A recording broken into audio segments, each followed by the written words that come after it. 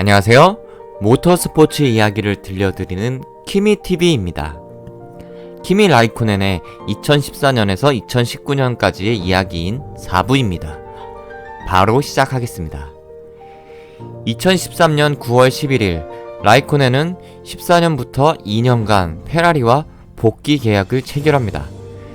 2014년도 페르난도 알론소와 팀을 이루면서 어느 팀보다 강력한 드라이버 라인업을 이루었으며 언론에서는 불과 얼음의 원투펀치 라인이라면서 2014년 페라리의 선전을 예상하였습니다.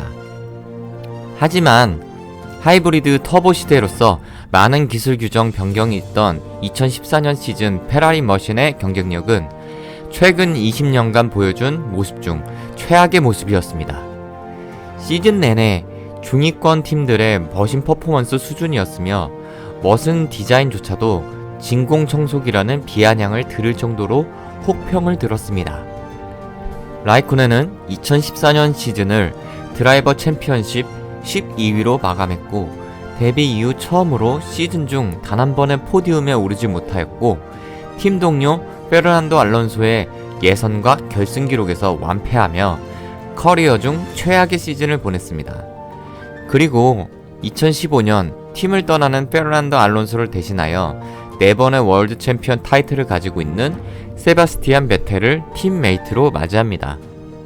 둘은 개인적으로 친한 사이이기 때문에 함께 있는 동안 좋은 협업을 보여주었습니다. 라이코넨은 2015년 호주 그랑프리 중 피트스탑에서 타이어 교체 중 발생한 피트크루의 실수로 리타이어를 하며 아쉬운 시즌 출발을 보였지만 말레이시아와 중국에서 모두 4위를 기록하며 좋은 모습을 보입니다. 이어 꾸준히 강한 모습을 보여주었는데 바레인에서는 2위로 포인트 피니시하며 포디움에 오릅니다. 라이코넨은 시즌 중 단 3번의 포디움에 오르는데 그쳤지만 메르세데스의 초강세 속에 14년 시즌보다 월등히 개선된 모습을 보였으며 이에 팀 수장 마우리치오 아리바베네는 라이코넨이 돌아왔다라면서 그에 대한 신뢰를 보여주기도 했습니다. 하지만 시즌 내내 동일한 머신으로 시즌 중 3번의 우승을 포함한 13번의 포디움을 오르며 절대 강자 메르세데스에 대항한 팀메이트 세바스티안 베텔의 절반 정도의 포인트를 획득하는 모습을 보이며 세월의 흐름을 거스를 수 없다는 느낌을 지울 수 없었습니다. 2016년 시즌 페라리 팀은 시즌 동안 단 한 번도 우승하지 못하고 메르세데스의 독주를 지켜보아만 했습니다. 레드불의 르카르도와 베르스타펜이 각각 1승을 가져간 것을 보면 페라리 팀의 퍼포먼스가 매우 아쉬운 상황이었으며 키미는 바레인 2위, 러시아 3위, 스페인 2위, 오스트리아를 3위로 마치며 전반기에만 4번의 포디움을 기록하였지만 하반기에는 단 한 번의 포디움을 기록하지 못하는 아쉬운 시즌을 보냅니다. 드라이버 챔피언십 결과는 6위로 마무리. 해당 시즌 루이스 해밀턴과 니코 로즈버그의 메르세데스가 넘사벽 클래스를 보이기도 하였지만 팀 동료 베텔에 비하여 레이스 페이스 및 추월 능력에서 기량이 하락한 아쉬운 모습을 보였다고 생각합니다. 2017년 시즌은 페라리 팀이 메르세데스에 대항하기에 충분한 경쟁력을 확보한 한 해였습니다. 라이코넨의 팀 동료 세바스티안 베텔은 개막전 우승을 비롯하여 13차전 이탈리아 그랑프리까지 챔피언 경쟁자 루이스 해밀턴과 거의 포인트가 같았을 정도로 박빙의 경쟁력을 보여주었습니다. 이에 라이코넨도 나쁘지 않은 모습을 보여주며 메르세데스와 경쟁하였고 6차전 모나코 그랑프리에서는 129경기 만에 폴 포지션을 차지하였습니다. 경기 중 추월이 매우 어려운 모나코 서킷의 특성을 고려하였을 때 예선의 순위가 결승의 순위로 이어지는 경우가 많은 모나코였기 때문에 2013년 이후 4년 만에 우승을 기대하였습니다. 하지만 경기 중 페라리 팀의 베텔 우선 타이어 전략으로 인하여 키미는 우승을 베텔에게 넘겨줄 수밖에 없었습니다. 키미는 실망 가득한 표정을 감출 수 없었습니다. 하지만 객관적으로 보았을 때 키미의 첫 번째 피트스탑 전까지 베텔의 페이스가 더 좋았고 베텔이 타이어를 아끼며 키미를 무리하게 추월하지 않고 있던 상황이었기 때문에 라이코넨의 우승을 빼앗긴 수준은 아니었다고 생각합니다. 이후 영국에서 2위를 한 후 헝가리에서도 좋은 페이스로 타이어 관리를 하며 선두 베텔에 이은 2위를 하고 있었으나 페라리 팀은 해밀턴과 챔피언십을 다투고 있던 베텔을 방어하기 위한 전략으로 키미를 이른 타이밍에 피트로 불러 타이어 교환을 하였고 라이코넨은 다시 한번 우승할 수 있었던 경기를 놓치게 되었습니다. 그리고 남은 그랑프리에서 싱가포르에서 베텔과 베르스타펜과의 스타트에서의 사고, 그리고 말레이시아에서의 머신 고장으로 인한 출전 포기를 제외하면 꾸준하게 포인트를 기록하며 시즌을 4위로 마쳤습니다. 물론 지속적으로 메르세데스에 위협을 주며 챔피언십을 다투는 베텔에 밀린 넘버2 드라이버라는 입지가 점점 굳혀진 느낌이 있던 시즌이었지만 이미 전성기에서 내려온 한국 나이로 당시 39세였던 것을 고려하면 나쁘지 않은 퍼포먼스를 보여줬다고 생각합니다. 페라리의 머신 퍼포먼스는 2017년과 마찬가지로 메르세데스에 대적할 만한 수준이었고 키미는 개막 전 호주 그랑프리에서 포디움에 오르며 좋은 출발을 보였습니다. 꾸준히 좋은 모습을 보여주었던 바레인에서는 예선을 2위로 마치며 결승을 기대하게 하였으나 결승에서 피트스탑 실수로 인하여 35번째 랩에서 리타이어하고 맙니다.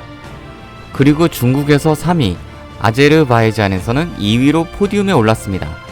그리고 프랑스에서 헝가리까지 5경기 연속 포디움을 오르며 회춘한 모습을 보여주었습니다.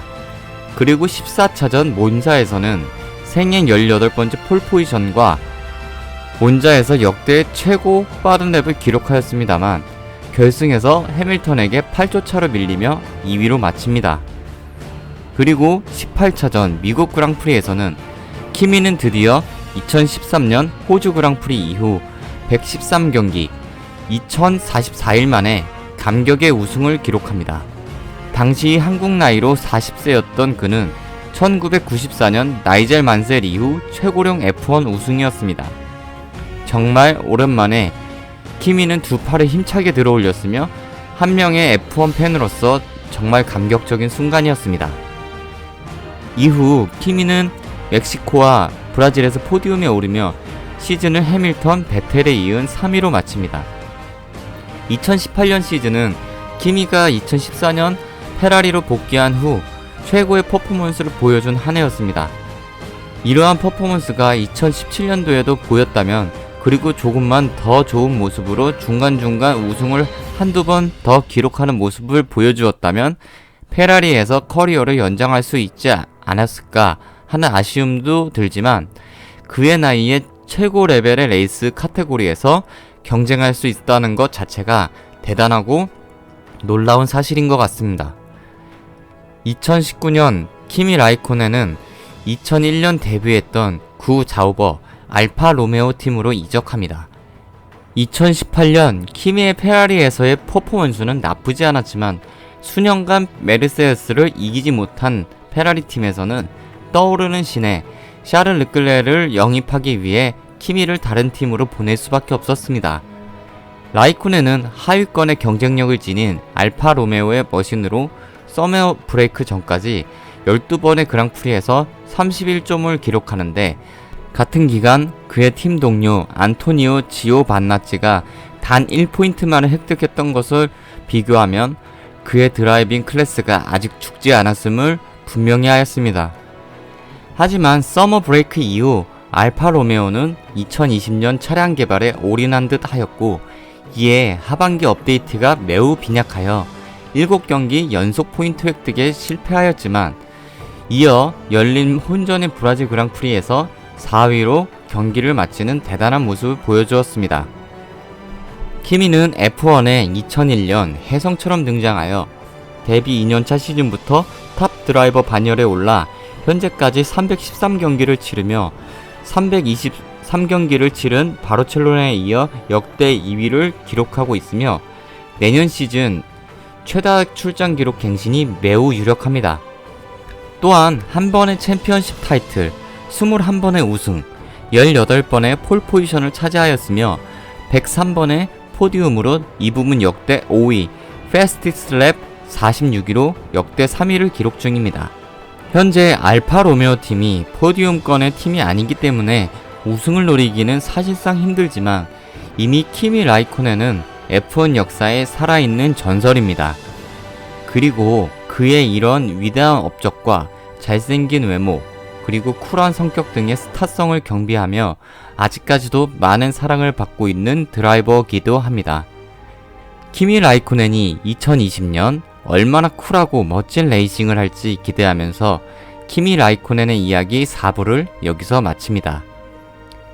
키미TV의 이야기가 재미있으셨다면 구독, 좋아요를 부탁드립니다. 시청해주셔서 감사합니다.